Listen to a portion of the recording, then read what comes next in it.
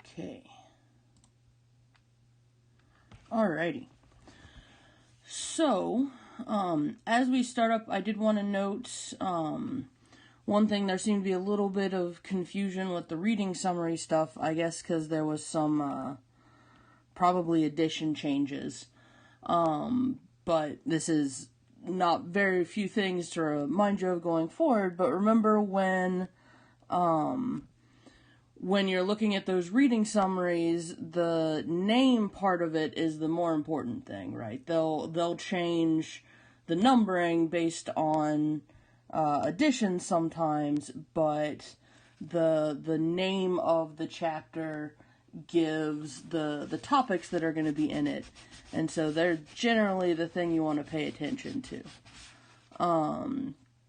So we haven't necessarily all read the same section this time, but L'Hôpital's rule is the thing that we're starting off with. And as I write up sort of our summary here, feel free to throw questions in the chat. There was another announcement email that went out about how the rest of the semester is going to go. So if y'all have any questions about that, y'all can throw them out there as I put up our sort of summary thing here. So L'Hôpital's rule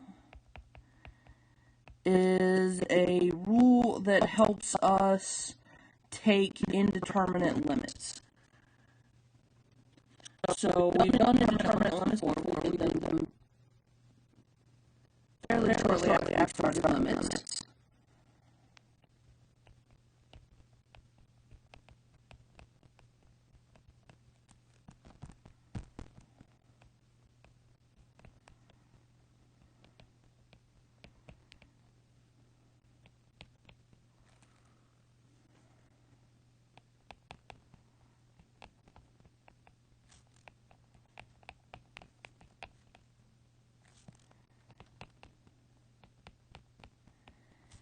And specifically,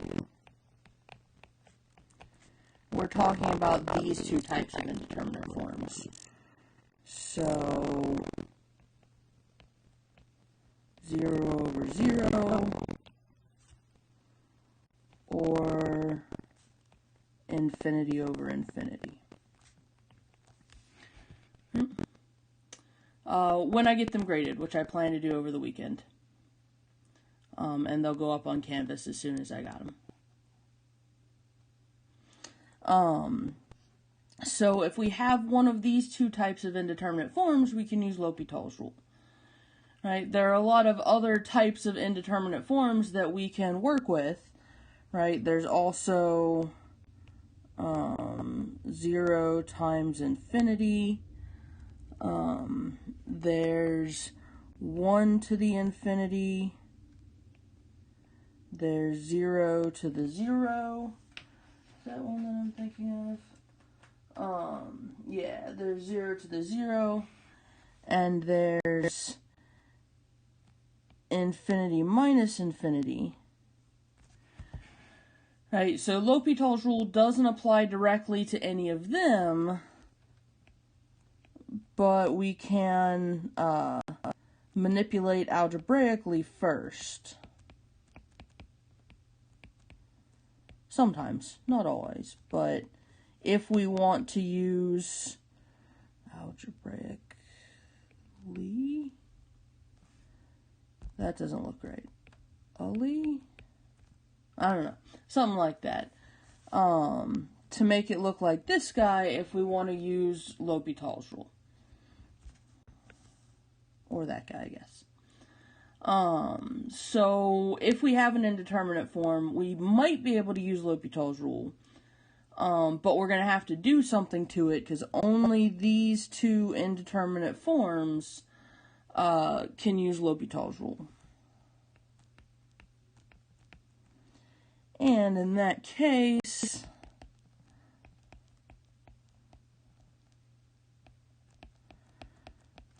this fraction that I've alluded to so far by writing 0 over 0 and infinity over infinity,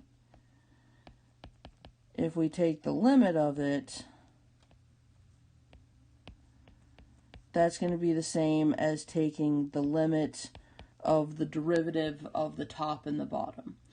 Right, so note that's not the limit of the derivative of it. Right, that would require the quotient rule. L'Hopital is a lot nicer than that. In general, we do not have to use the quotient rule to use L'Hopital's rule. Sometimes we will because of this algebraic manipulation, but we don't take the derivative of the whole thing. We take the derivative of each of these pieces separately. And that's pretty much it for the section. We got this one rule to go on, and we got a lot of work to do. There's one particular application that the section brings up, and that's trying to figure out if we have two functions that are going to infinity, which one's going to infinity faster. So the rule we have there is limit as x goes to infinity of f of x over g of x. If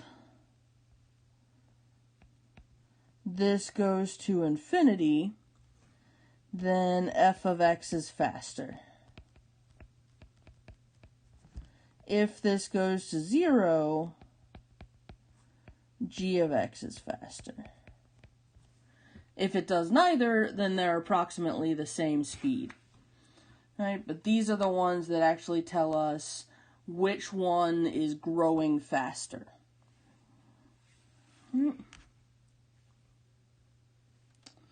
So let's hop in.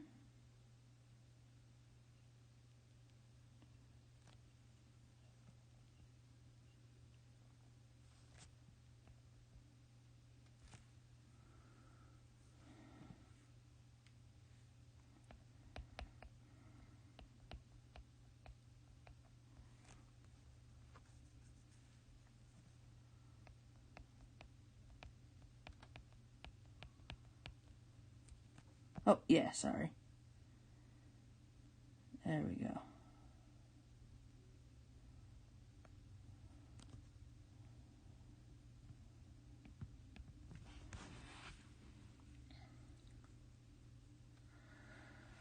So, when we want to take the limit, what's the first thing we need to do?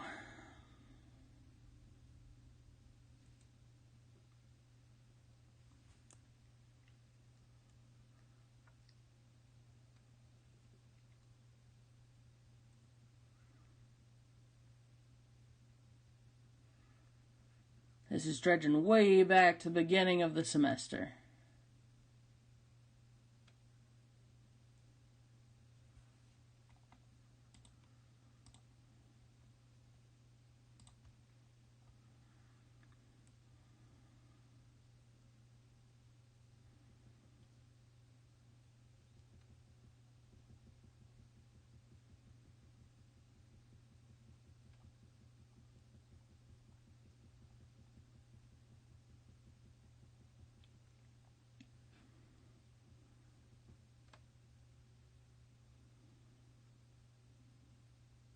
Just to help us remember, because it has been a while, when we're doing these limits, the first thing we need to do is plug in, right? So, if plugging in isn't going to work, then it's either going to tell us how it doesn't work, right, if we get a 0 on the bottom and nothing else, or it's going to give us the type of indeterminate form it is, and that can help us know what to do, right? So what's tangent inverse of 0?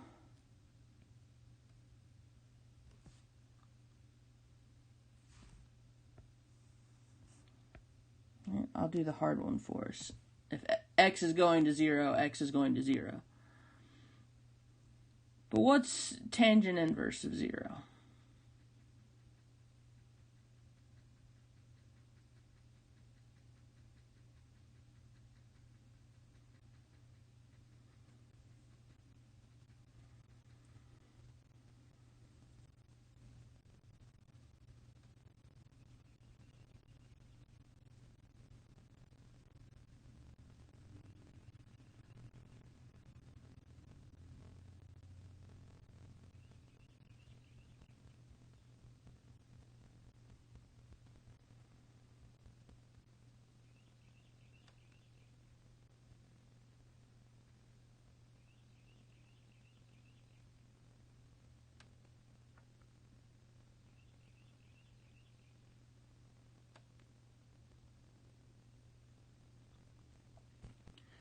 So remember, this is the kind of thing that we just need to have on hand. Right? We can either memorize it or have a quick reference to it, but we need to be able to know the standard, simple angle values for our basic trig functions. Right? But since tangent is sine over cosine, the thing that makes tangent 0 is the same thing as the thing that makes sine 0, which is 0. Right? So since we know this is what we get when we evaluate, that means we know that we're in the setting for L'Hopital's rule. Right? And according to L'Hopital's rule, if we don't know how to figure out a limit, and we don't know how to figure out because it's one of these particular indeterminate forms, then we just take the derivative of the top and bottom. Right? So the derivative of the top, go ahead and fill it out there. It's a little bit small, so let me make that a little bigger.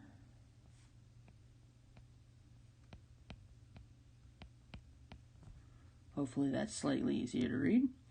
And the derivative of the bottom is super easy. It's just 1. Alright, so if we want to simplify this a little bit before evaluating, that's not a bad thing. Especially since this is such an easy one to simplify. So what do we get for this limit?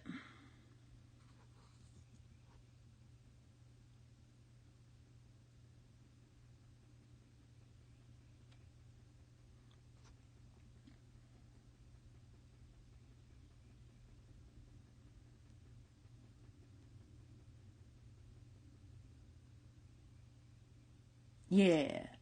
Alright, so we plug in 0 everywhere there's an x. We get 1 over 0 plus 1, which is 1. Right? And so since that's the derivative of the thing that we took the derivatives for, it's the derivative of what we started with. Right? Any questions about any of the steps we did here?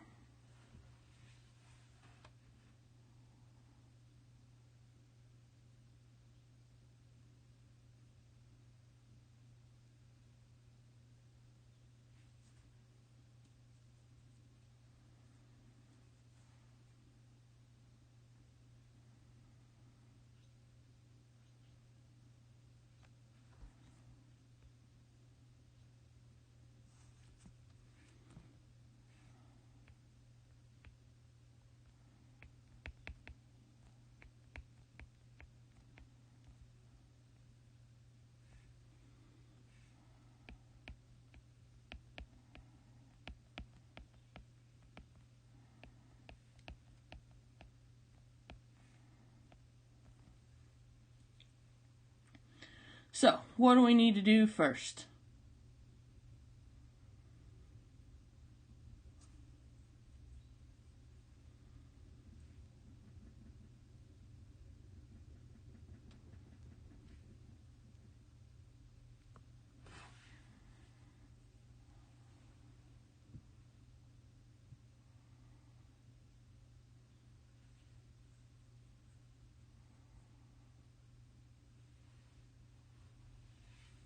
Substitute, right? We want to plug in. So when we plug in, we get 4 plus 6 minus 5 all over 0 squared. So what does that tell us?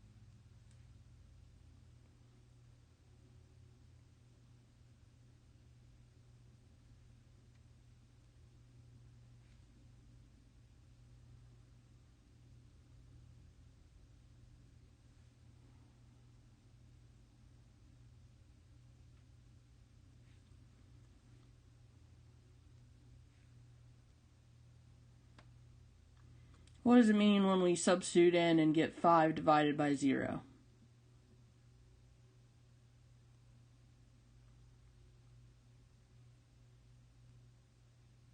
Right? It means we can't use L'Hopital's rule. Do we know what it is anyway, though?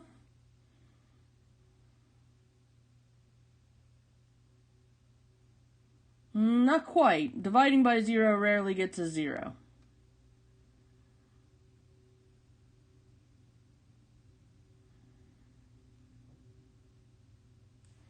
Right? If that fraction were flipped, absolutely. But what does it mean generally? Okay, so yeah, it doesn't exist. Do we know anything more than that?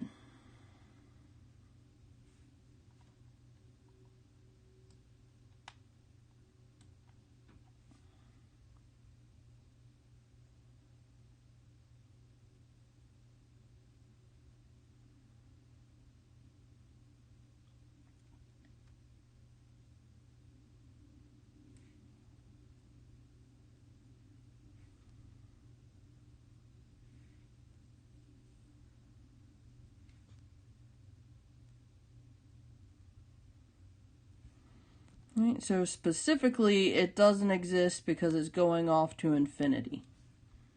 Yeah, exactly.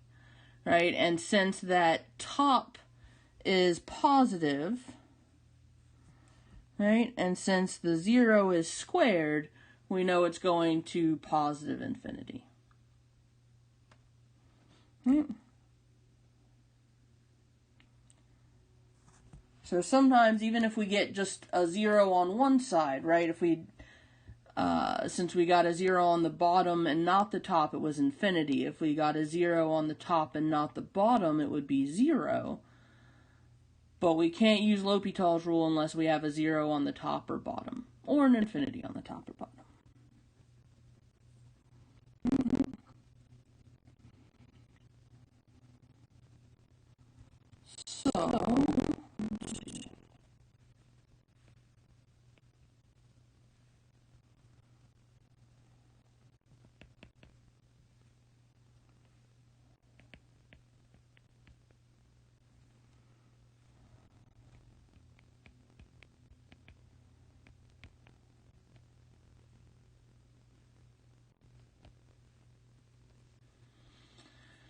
So what about here? We're letting x go to infinity, and we've got 1 plus 1 over x raised to the x power.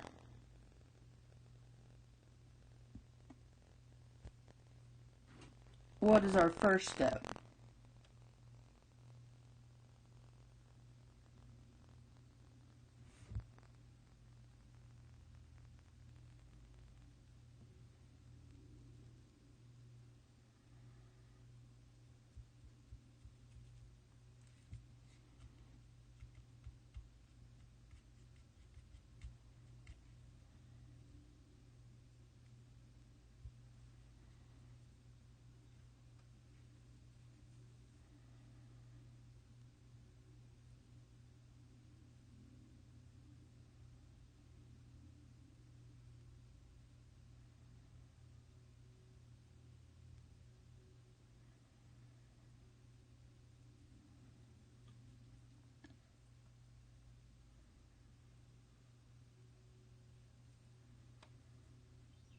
What was our first step for the previous two problems?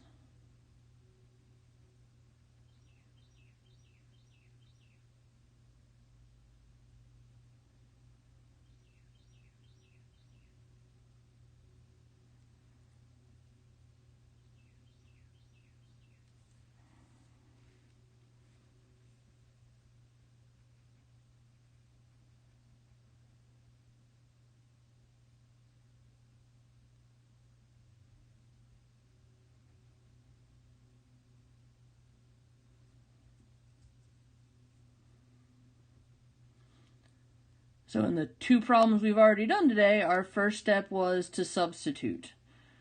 In all of the problems that we do today, our first step is going to be to substitute. So what do we get when we substitute in here?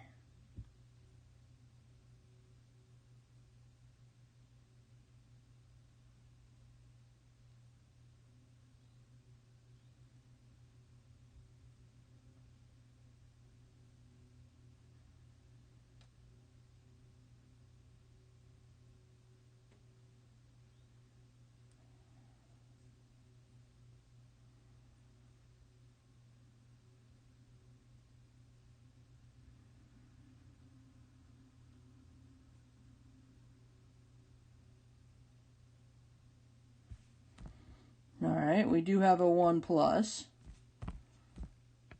That doesn't have an x in it, so plugging in for x doesn't change it. What does 1 over x do when x goes to infinity?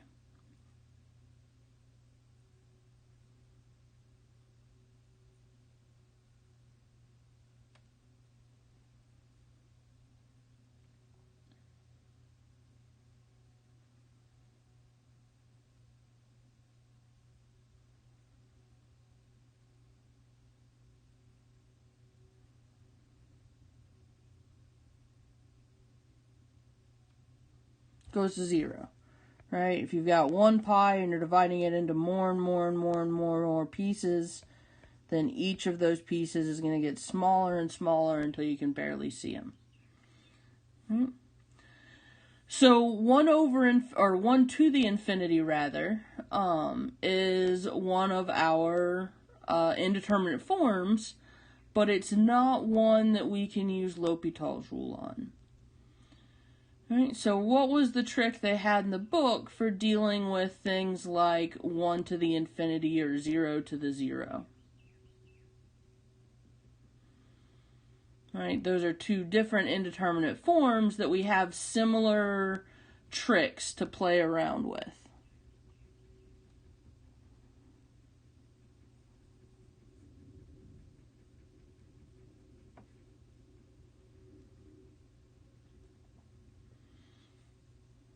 What was the tool they used to get things out of the power?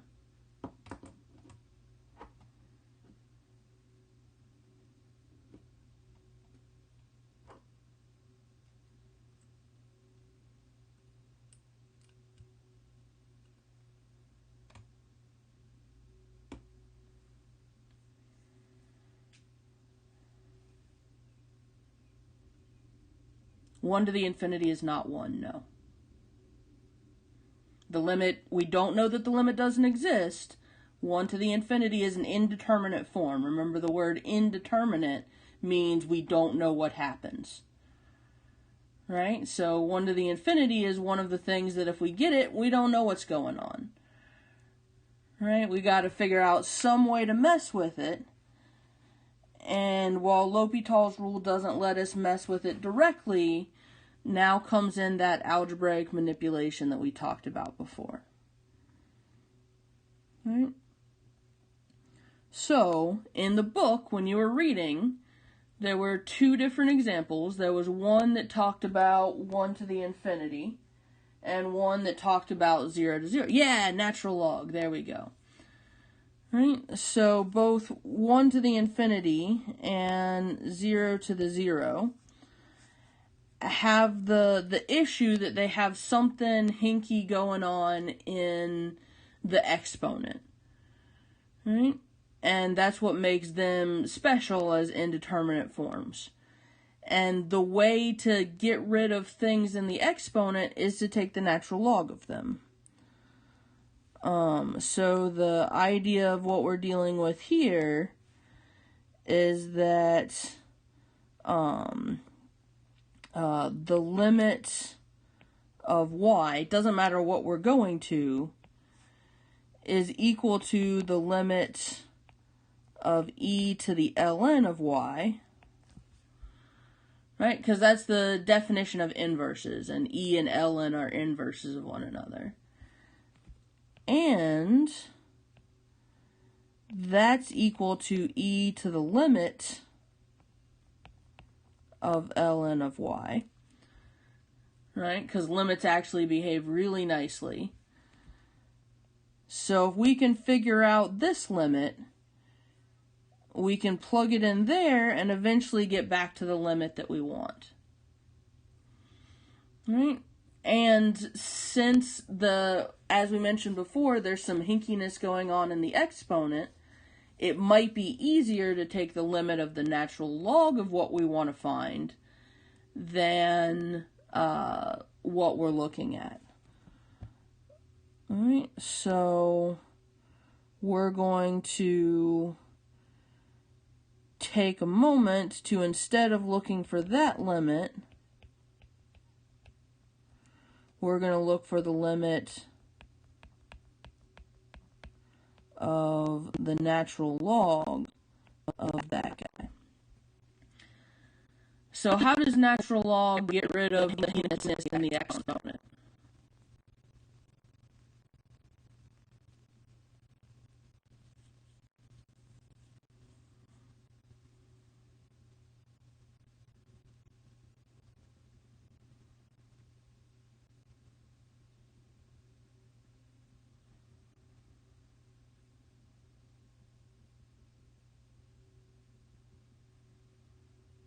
What does logs let us do to exponents? This is a wonderfully grammatically constructed sentence.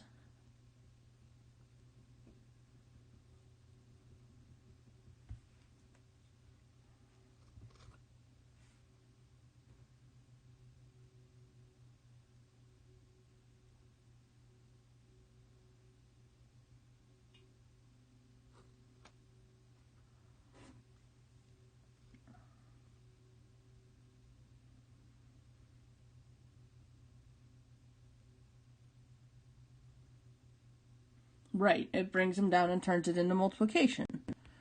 So now we have the limit as x goes to infinity of x times ln of 1 plus 1 over x. Right, so x is going to infinity, and we've already worked out that 1 plus 1 over x is going to 1. So what's ln of 1?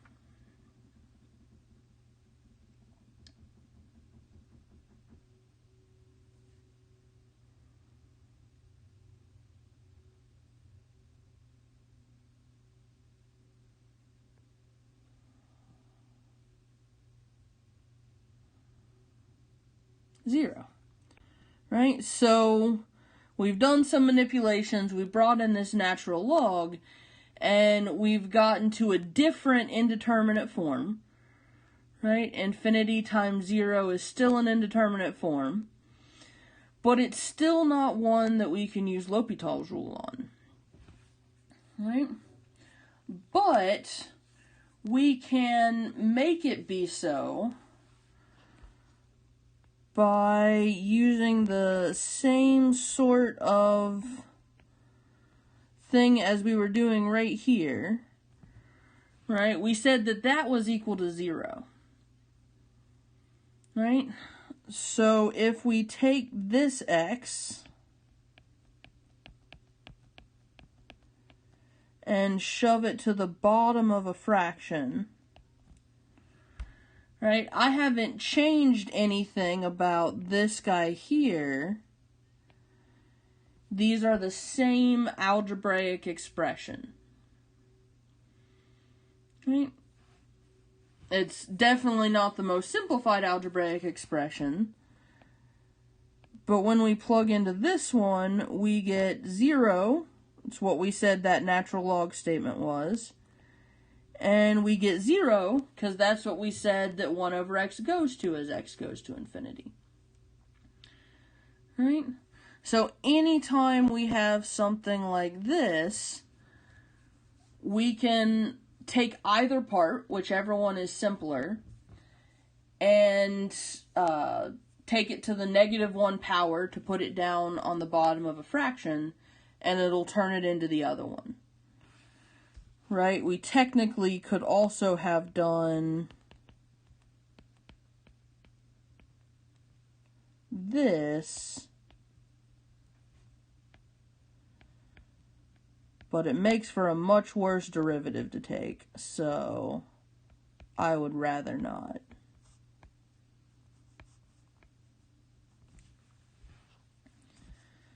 Right?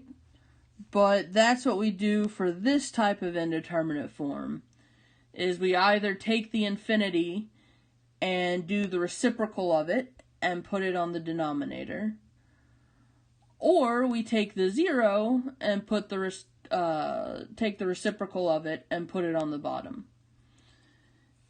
And if you have either 0 or infinity, taking the reciprocal brings it to the other one. right? The reciprocal of something going to infinity is actually going to 0, and the reciprocal of something going to 0 is actually going to infinity. Right? But I'm going to recommend we go with this one.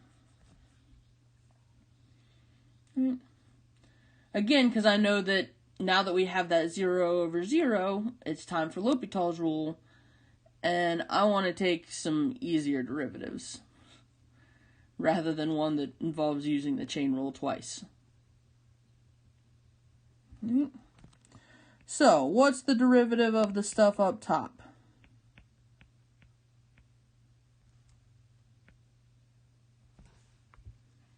Try to leave us plenty of room.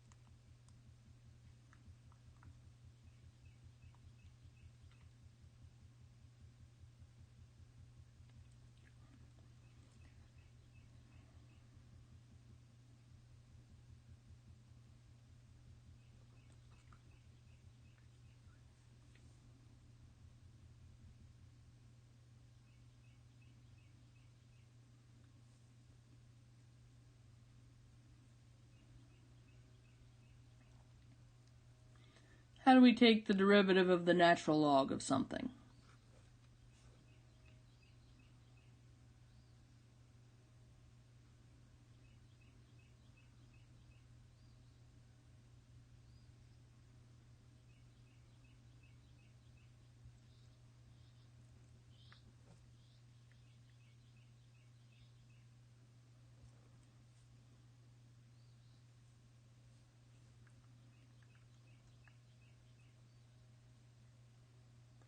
So that's the derivative of the natural log of x. Right? That gets us 1 over x. But what if we have something more complicated than x inside the natural log?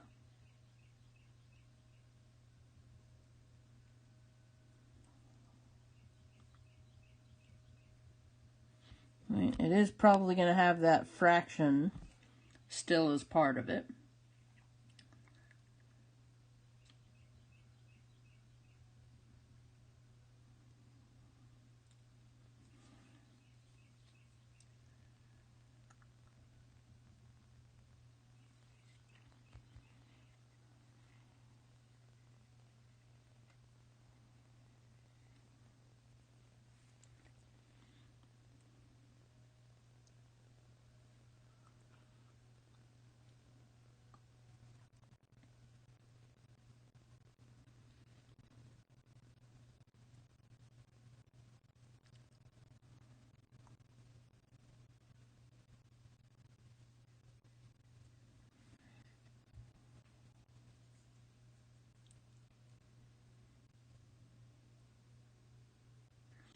So maybe this is a little bit hard to type out.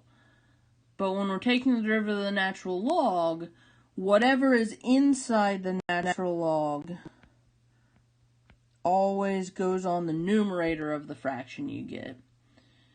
What do you get on the denominator of that fraction?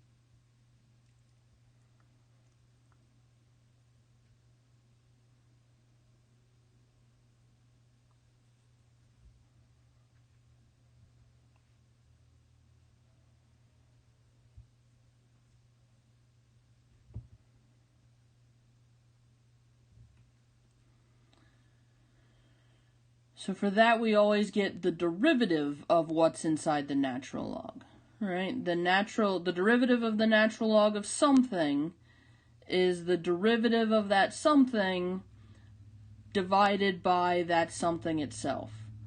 So what's the derivative of what's inside the natural log here?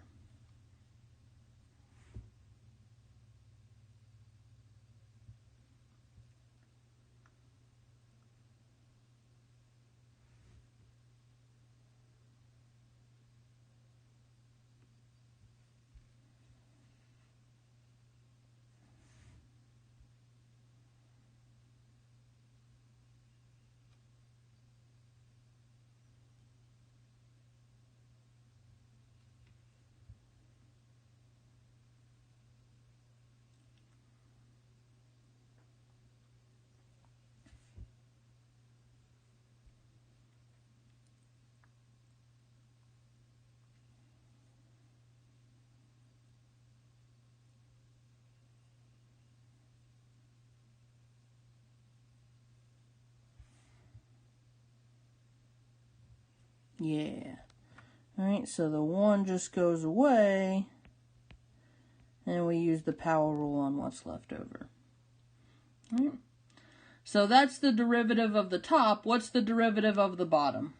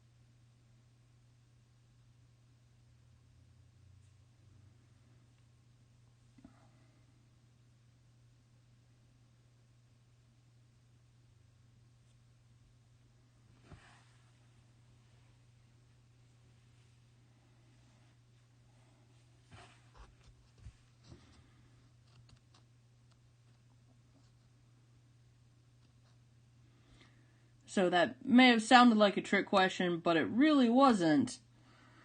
Right? We've already figured out what that derivative was just a few seconds ago, because these are the same piece. Right? So now we can simplify this.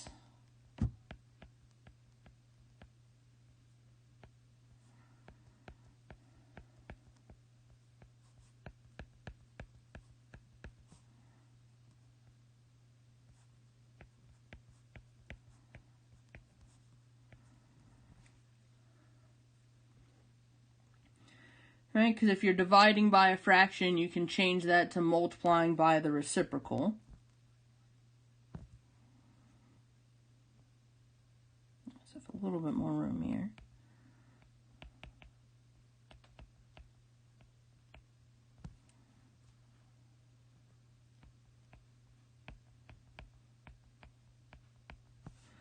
So, what's the limit as x goes to infinity of 1 over 1 plus 1 over x?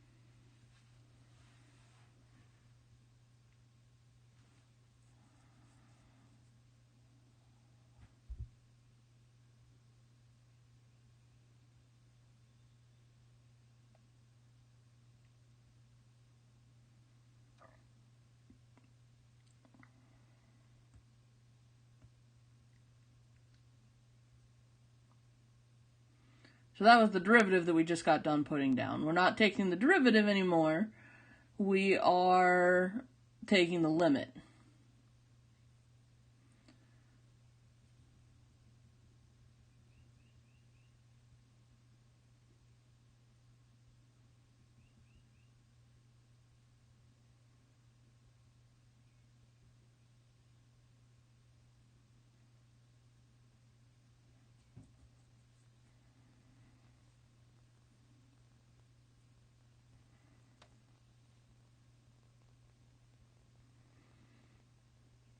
Yeah. Right? So that 1 over x, as x goes to infinity, goes to 0. So we have 1 over 1. Now this isn't the end of the problem. This is the limit of the natural log of what we want to find.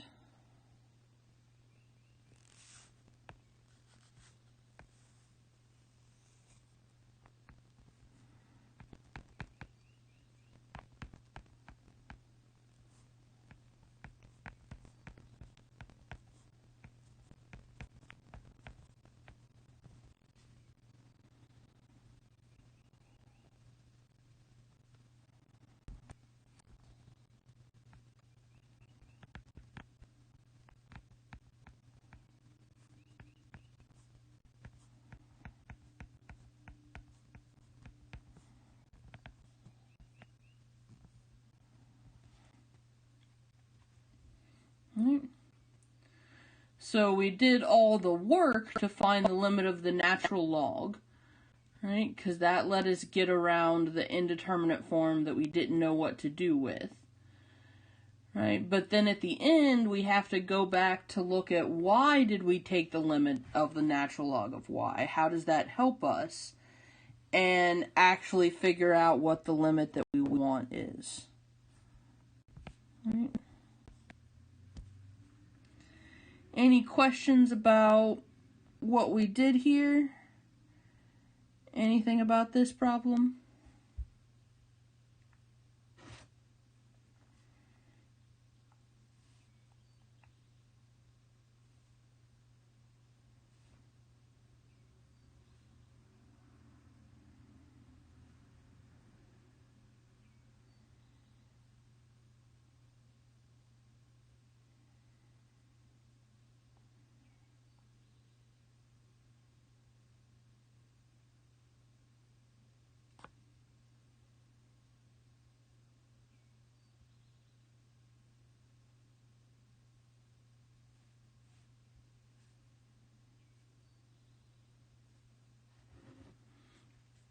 Alrighty.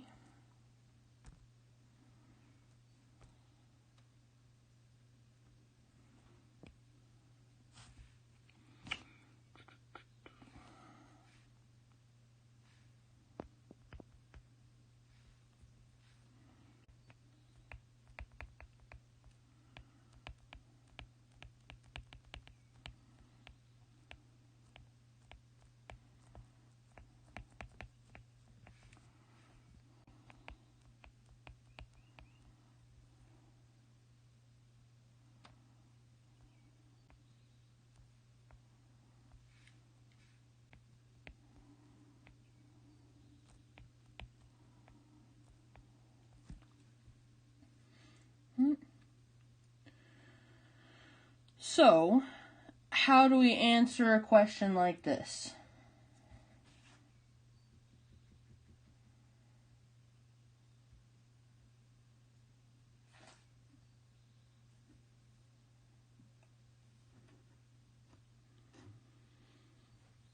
What thing do we need to do to answer a question involving this sort of setup?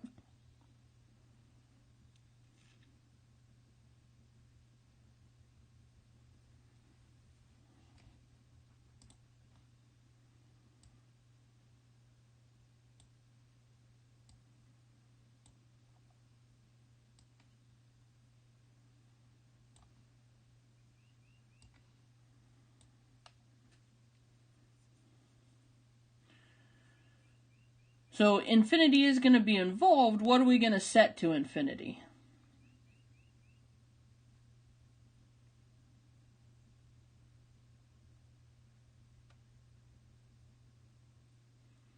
How are we going to set x to infinity? What does that mean doing? Right, because x is not allowed to equal infinity. That's not a thing that means anything. So how do we do stuff like that?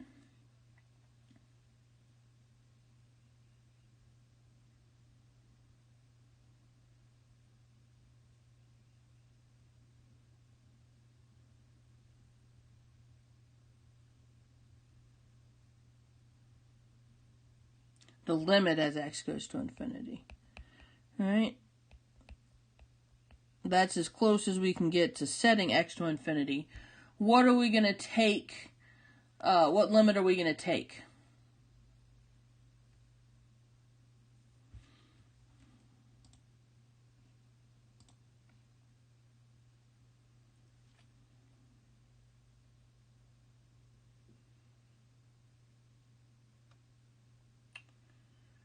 You mean this guy?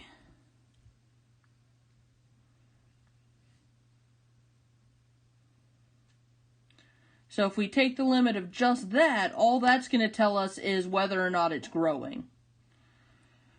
Right? How can we... Whoops. That's not what I wanted. There we go. How can we use this limit to help us know which one's growing faster than the other? Okay, both probably do need to be involved. How are we going to do both?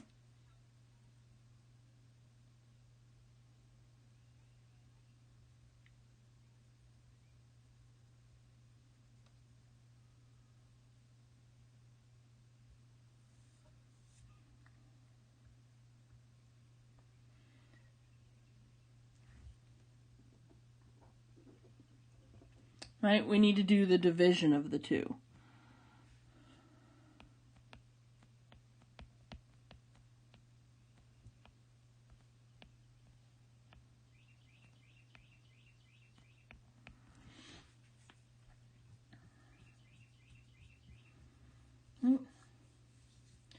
So, what do we need to do to take this limit?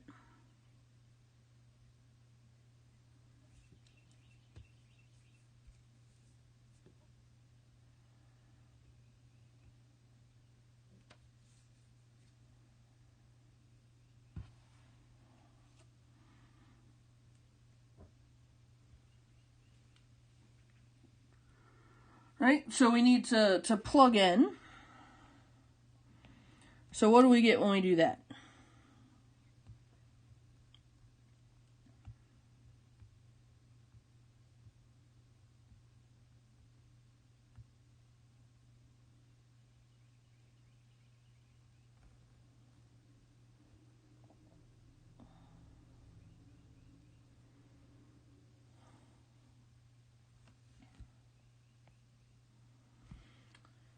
What does natural log do as x gets really, really big?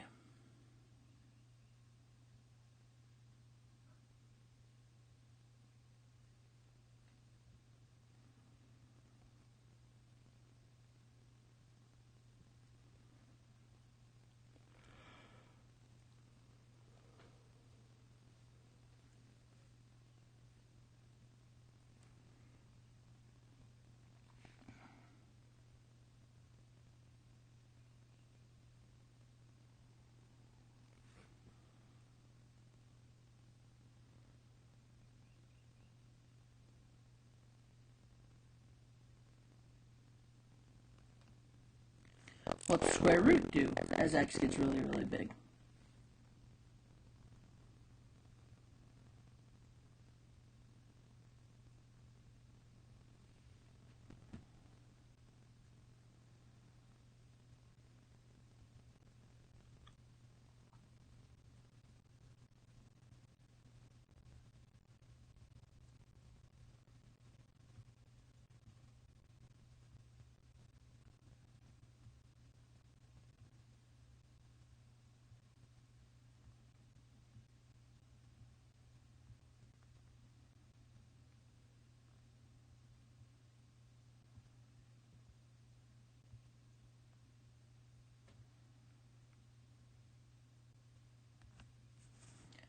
So they both also get really, really big. Right. So one thing about this problem is that this is one way to check and make sure you've set each other up right. Because if this was your question, and this is not what you get when you substitute in, then something's gone wrong. Right? Because the function growing means that this should be infinity.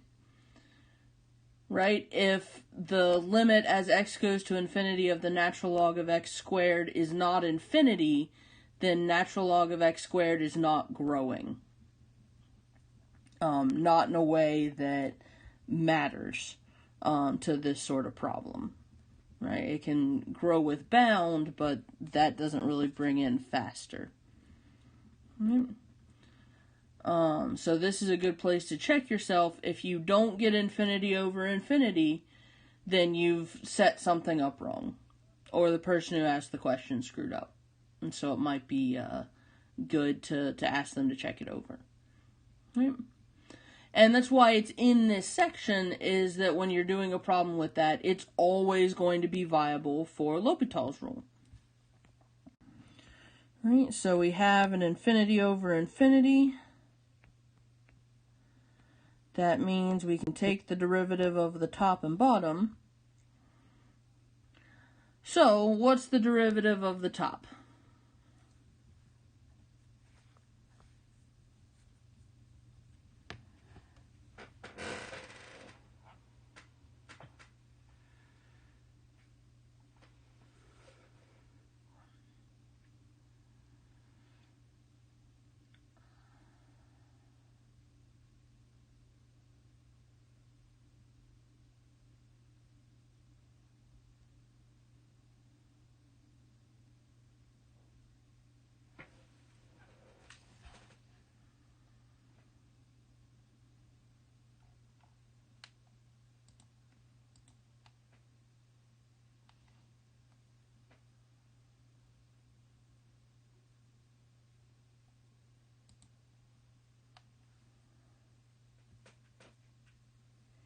What rule do we think we might want to use there?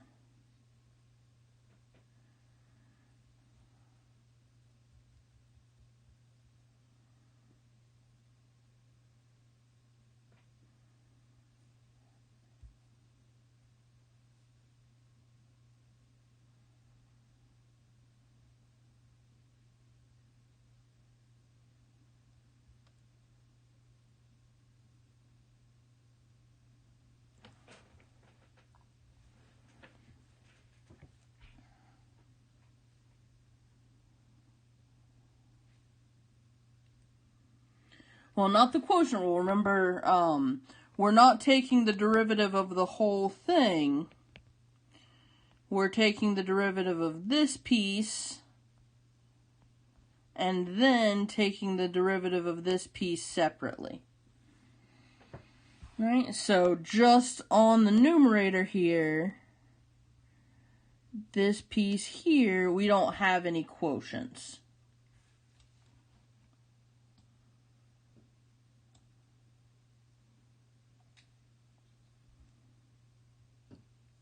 Yeah.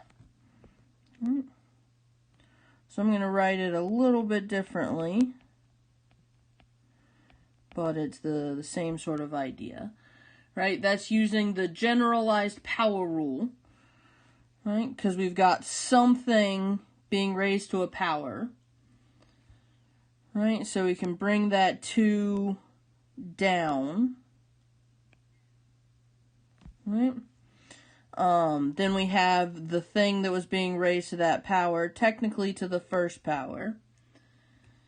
Right? And then we multiply it by the derivative of the thing that was being raised to a power. Right? And what about the square root of x? What's the derivative there?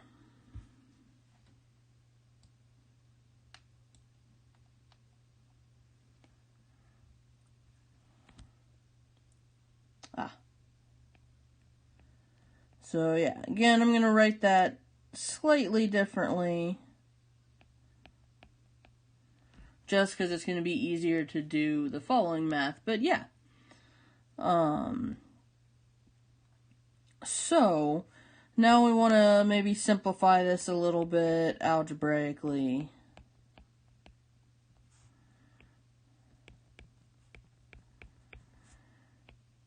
Right, if you've ever got a fraction as a small fraction as a factor of the numerator, you can bring it downstairs.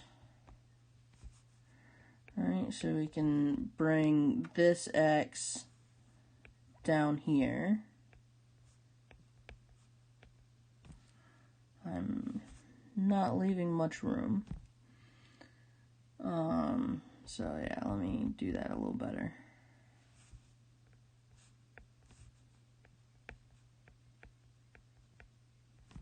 A little better. And then if we have a small fraction as a factor of the denominator, we can multiply by the reciprocal up top. Right. So whenever you have complex fractions, if you have small fractions as factors, right, if you have them as terms, you can't do this, but if you have them as factors, then you can take the reciprocal and multiply on the opposite side.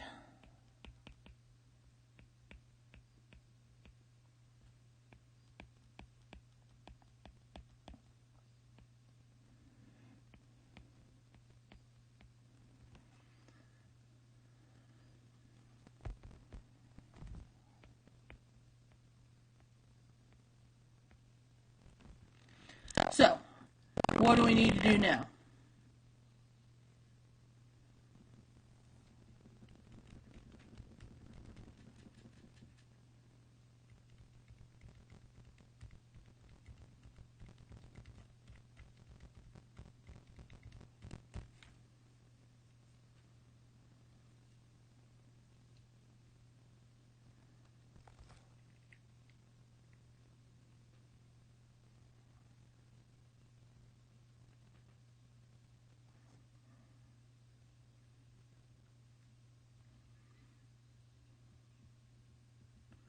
How do we want to take this limit?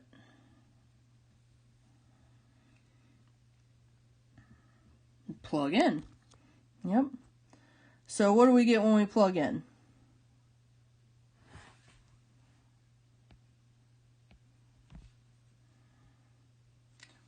We've already figured out that that numerator goes to infinity.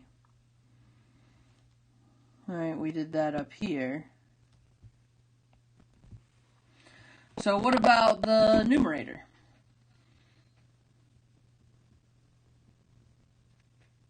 What is happening to natural log of x as x goes to infinity?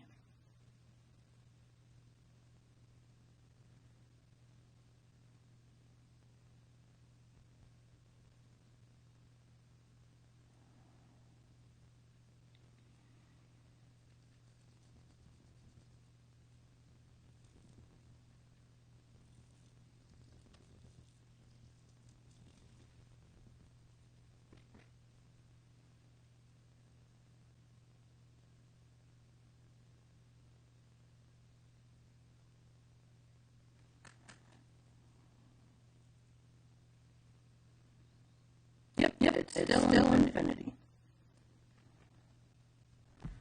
Right, so when we did substitution again, we got something we can use L'Hopital tool on.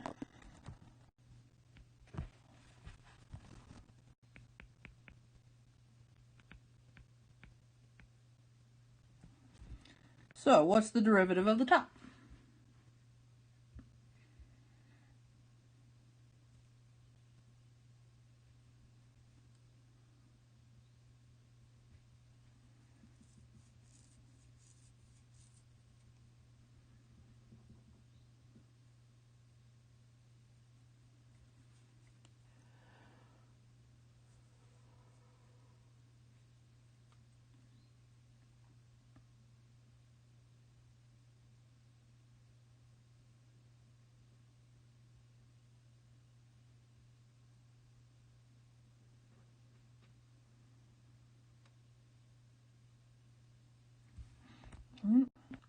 So that one's a little bit easier. We don't have to do the generalized power rule. We just take the derivative of the natural log. And you've already told me that the derivative of the numerator looks like this.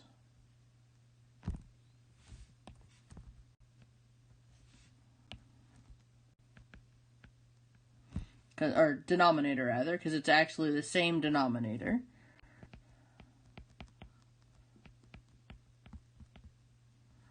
So using the same trick as we did last time,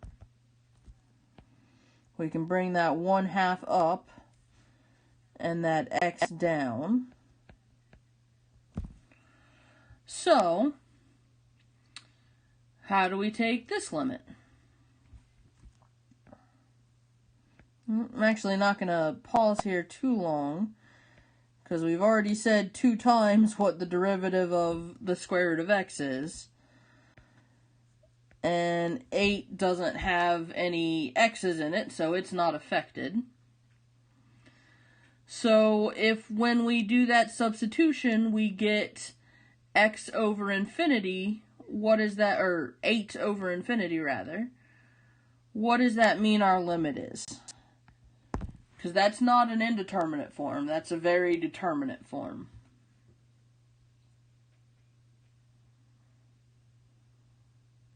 Zero, right? Any constant number over something that's going to infinity is going to 0. So, we figured out our limit, but our question was which one grows faster. So, when we have our fraction there of 2 different functions, and the limit of it is going to 0, does that mean the numerator was faster or the denominator was faster?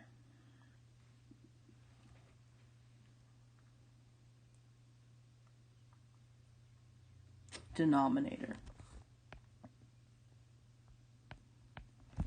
Right, so since we put the square root of x on the denominator and it turned out to be 0, we know the square root is going to be the faster one.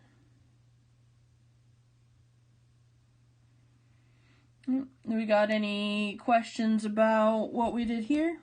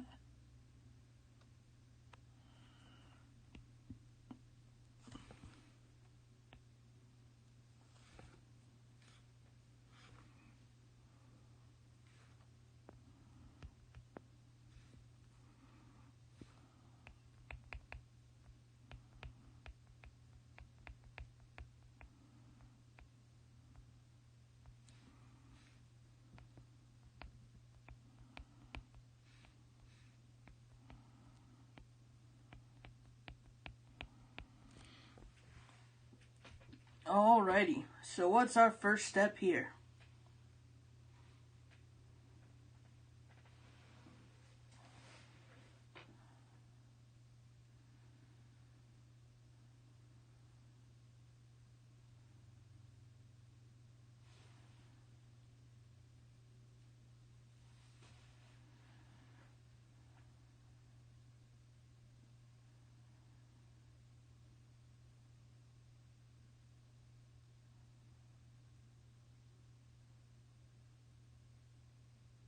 Substitute in. And I'm not going to spend time waiting for us to go look at our probably non-existent trig tables, considering how we've done so far. But secant of x as x goes to pi over 2 is going to infinity. 2x minus pi is going to 0. So 1 over 2x minus pi is going to infinity. Right, so this is another one of our indeterminate forms that L'Hopital can't talk to directly. So what should we try to do to algebraically manipulate this guy to try to get it to something that L'Hopitals can deal with?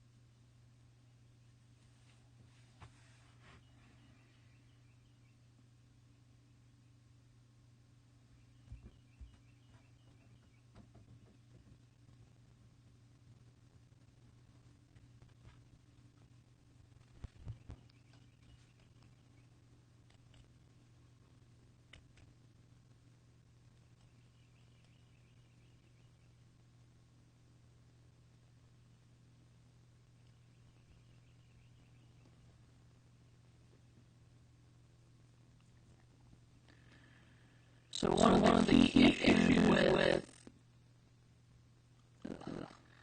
the L'Hopital setup is that it only has one fraction.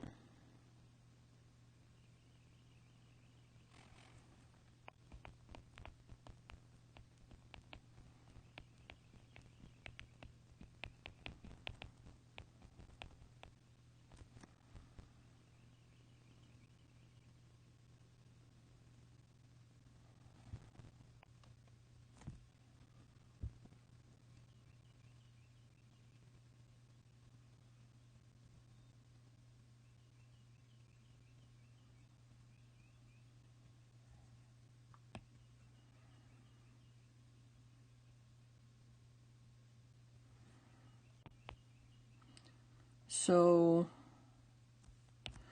we need to combine two things, right? One of them is already a fraction, so one of the ways we could do it is a common denominator.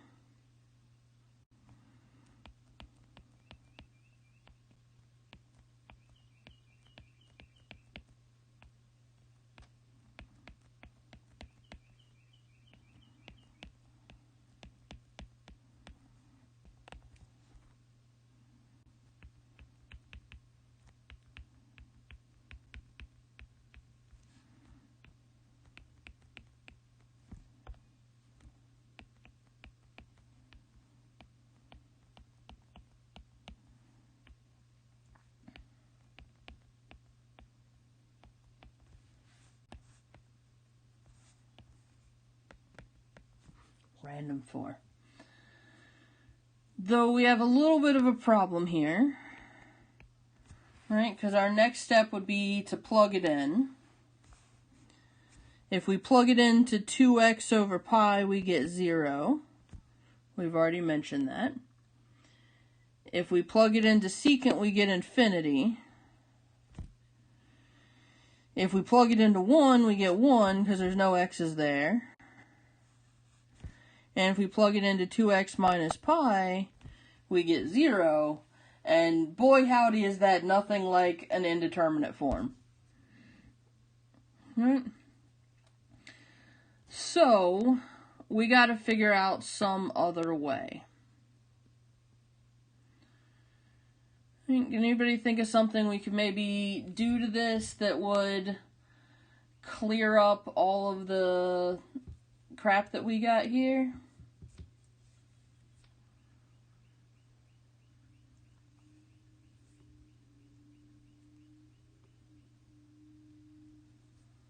What's sort of causing us a problem?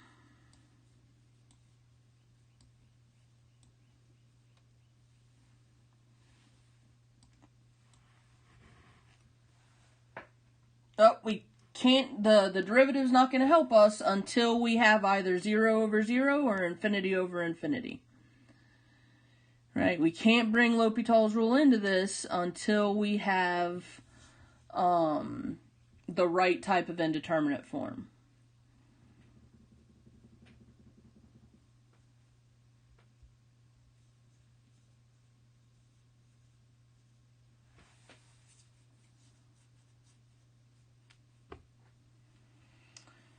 So one of the things that seems to be causing a problem, right, because we've got a 0 down here in the denominator, and that's pretty nice. Right, so the thing that sort of stands out as making things more complicated is this infinity. Right? And that infinity is coming from this secant. So what can we do to cancel out that secant? If we want that secant to go away,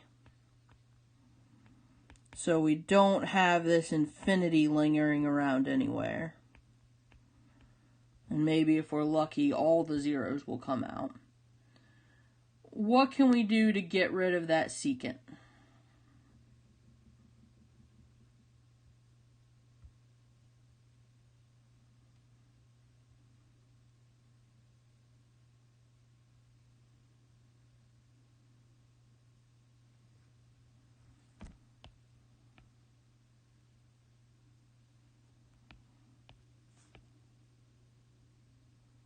Give myself some extra space here. I'll maybe give some over here while we're waiting.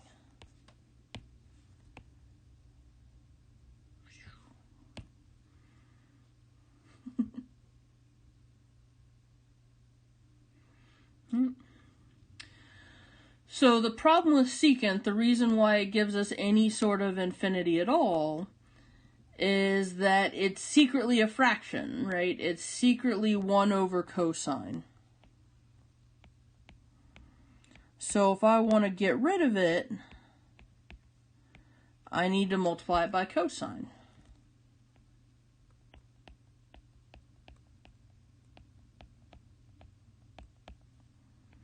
And of course I can only do that if I multiply top and bottom by cosine. And that means multiplying through everything. And what do you know? Replacing all of that crap that we had up there, all those infinities and that 1 that was causing a problem, with zeros.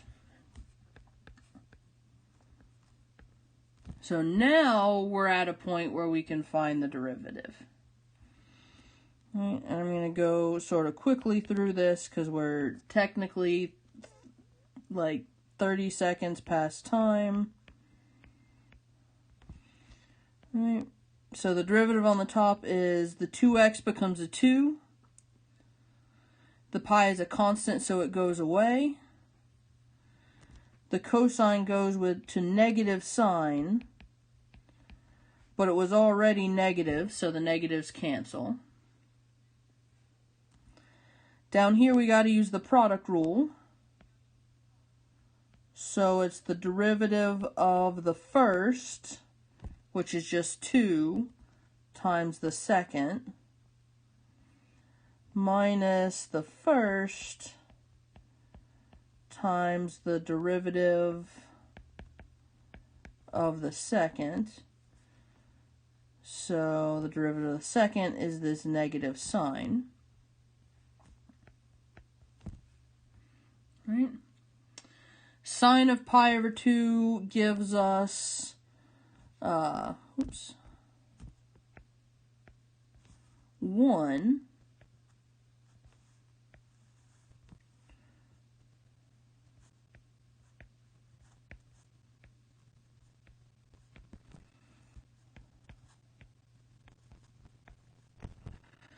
And hey, look, we've got our favorite there on the bottom, which is a constant over 0.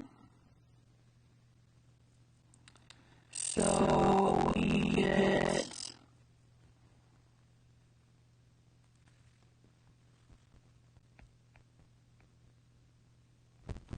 infinity.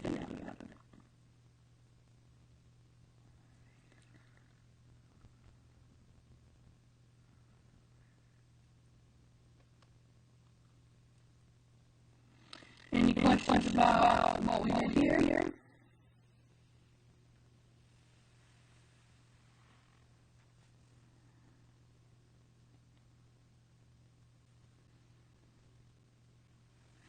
So for next week, unfortunately for folks who have that slightly different edition, we're actually going to skip 4.6, which is the section about figuring out how to sketch graphs based on using their derivatives. Computer algebra systems are so prevalent that figuring out how to sketch graphs is not all that useful. Really, it's just hammering in what concave up, concave down, increasing and decreasing mean, and we already had a section for each of those two concepts. So really, if you want to sketch a graph, your best bet is to have any element of technology at hand, and ask it to do it. It's going to be much better at sketching that graph. And really having an idea of what concave up, concave down, increasing and decreasing are the best things to have if you don't have the technology to sketch a graph. So on Monday we're going to talk about 4.7. On Wednesday we're going to talk about 4.8. And then that's going to be it, right? So Friday is going to be, I'll be here on Twitch, and I'll answer any questions folks have.